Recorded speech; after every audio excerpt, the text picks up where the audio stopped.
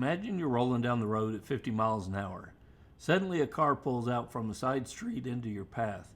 You have less than 2 seconds to react. In that exact millisecond that you're deciding what to do, a sudden spike of pure adrenaline hits your system and hits your brain. Your brain registers an immediate threat and your natural human survival instincts take over. But on a motorcycle, what your survival instincts tell you to do in that moment will actually try to kill you. Your hands want you to violently grab the handles, your right foot wants to stop the floorboard, and your eyes lock onto the very bumper that you're trying to miss. Today we're going to break down the physics and the psychology of an emergency stop. We're going to look at the 3 flawed braking instincts that put riders into a fatal trap and exactly what skilled riders do to automatically shed maximum speed, to maintain absolute control, and to keep their rubber side down. My name's Kevin. Welcome back to this week's video on MCrider, where we talk about emergency braking, the instincts that get you in trouble, and how to get over them. To understand why an emergency stop goes wrong so quickly, we have to look first at the most common survival instinct, what I call a handful of panic. When that car pulls out and the adrenaline hits, your body's nervous system initiates a fight or flight response. Your heart rate skyrockets, your vision narrows, and your hands naturally clench into tight fists. This is an ancient human reflex designed to help you grip a weapon or to hold on to something for safety.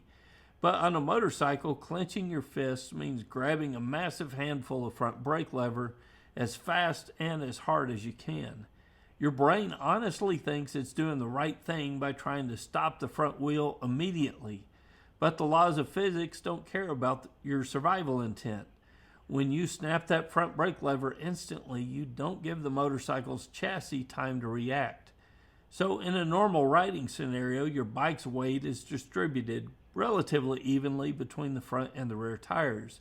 When you apply the front brake correctly, weight shifts to the forward of the motorcycle, compressing the front brakes and pushing that front tire down into the pavement.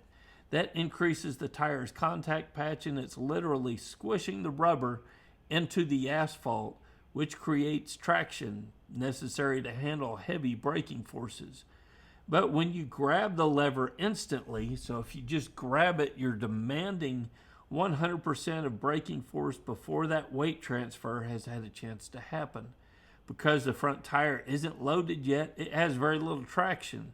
The braking force instantly overcomes the available grip, the front tire locks up, and your steering geometry collapses.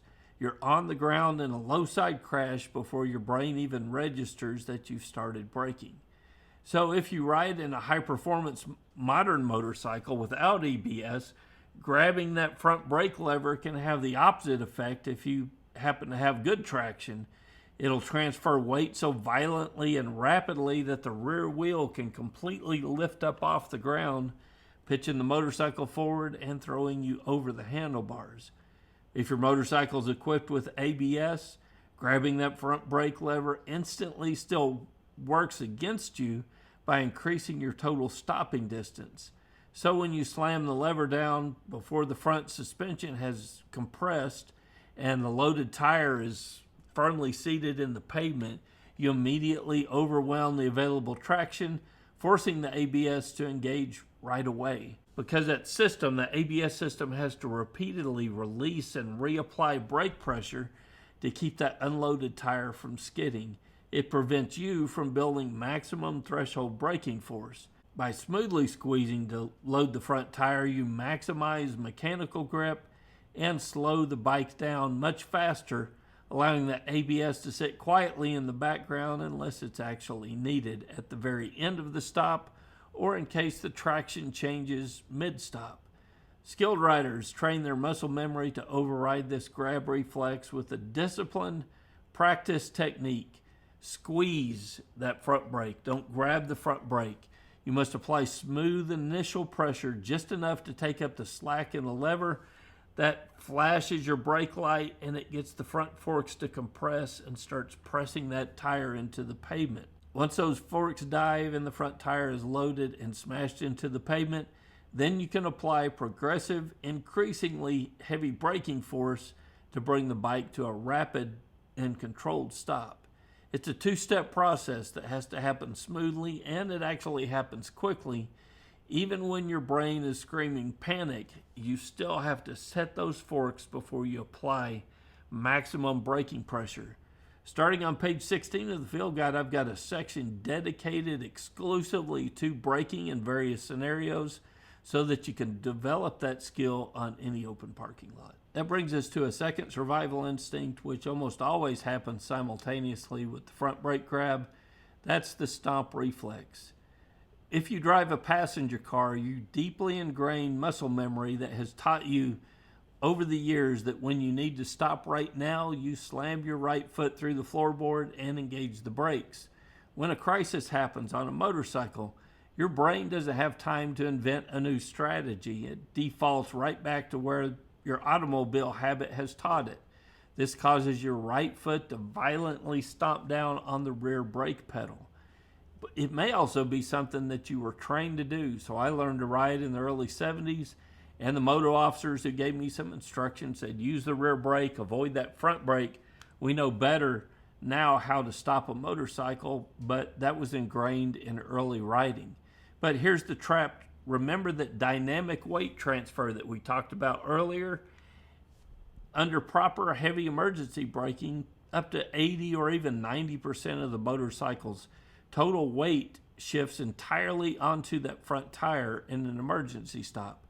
As the front suspension compresses, the rear suspension extends, and the rear tire becomes incredibly light. In some extreme emergency stops, the rear tire is barely making contact with the asphalt at all. So when you stomp on that rear brake pedal under those specific conditions, that light rear tire is going to lock up and start skidding instantly. It takes almost no pressure to lock up the rear tire when there's no weight on it. So if you're on a cruiser or an older motorcycle without ABS, a locked rear tire will quickly start a fishtail or a skid out of alignment with the front wheel, so the rear wheel is going to get out of alignment with the front. And if a rider panics when they feel that rear wheel sliding, and they make the fatal mistake of letting off the brake while the wheels are out of alignment and the motorcycle is sideways, the rear tire is going to suddenly catch traction again. This causes the motorcycle to violently snap back into alignment, and it's going to launch the rider into the air, which is a high side crash and one of the most dangerous types of crashes you can have. Even on an ABS equipped motorcycle, stomping the rear pedal activates that system, the ABS system, immediately on that tire, and the tire has almost no load, resulting in minimal actual stopping power. To safely maximize your stopping power, you have to train your right foot to apply light pressure to that rear brake, so treating that rear brake as a stabilizer to keep the bike in a straight line rather than relying on it as your primary stopping force. Learning how to balance these two distinct braking forces under pressure, so in an emergency, takes structured practice. The only way to develop the proper emergency braking technique is to practice in a controlled environment. You can either practice and develop proper technique, or you can ride without proper emergency braking skills, and you'll rely on your instincts when you need it out on the road in an emergency. Our third and final instinct is a mental trap that directly ruins your physical control of the motorcycle, keeping your eyes down and target fixating on the hazard that's in front of you. So when a rider enters an emergency stop, human biology forces their eyes to lock onto the immediate source of danger. So if a car pulls out in front of you, your eyes will glue themselves to the rear bumper or the driver's door, whichever happens to be in front of you. If there is no car, but you realize that you're carrying too much speed, your vision drops straight down to that patch of asphalt just 3 feet directly in front of your front tire. Your brain desperately wants to watch the impending impact zone. So how do I know this is an instinct? Because I've seen it hundreds of times in riders trying to learn to emergency brake. Their head and their eyes immediately go down when they begin that stop, and you're constantly reinforcing, keep your head and eyes up. When you come to a stop, keep your head and eyes up. because it creates a massive problem for two reasons, one physical and one tactical. Physically, your inner ear manages your balance, but it relies heavily on your vision to establish a stable horizon. So when you drop your vision down to a higher speed blur, like the asphalt passing by, moving right under your front tire, your brain loses its horizontal reference point, and the motorcycle instantly feels unstable and more out of control. This visual confusion causes your upper body to tense up, your elbows to lock, and your hands to make erratic, nervous micro inputs to the handlebars that completely destabilize the motorcycle during the stop. Tactically staring straight down or locking onto the hazard, it completely blinds you to the bigger picture. So if you're staring at a car bumper, you're guaranteeing a collision with that bumper because your motorcycle goes exactly where you look.